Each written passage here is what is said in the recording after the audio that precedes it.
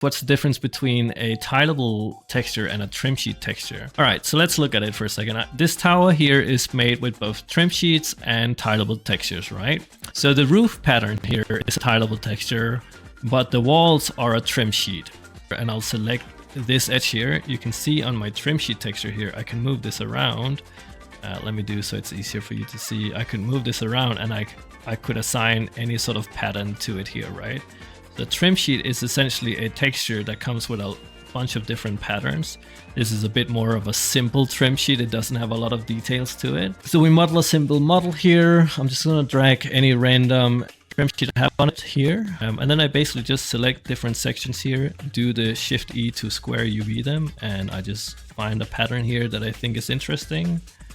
And this is something that can be quite fun and handy to work with, you know, because this is all a little retro looking.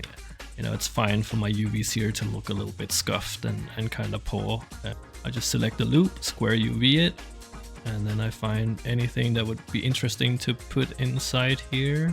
Let's maybe do this part. You can mix and match this with like tileable texture. So usually when I have a trim sheet, I usually also have like a basic tile that goes along with it, just for the sake of not always have to rely on a trim sheet. That's my quick little model with a trim sheet basically. And honestly, it just allows for creating very versatile stuff. So this bridge here is all trim sheet. So this is the trim sheet texture that I have for my bridge. Make random loops go around with the same trim sheet texture, but yeah, very cool. Check it out.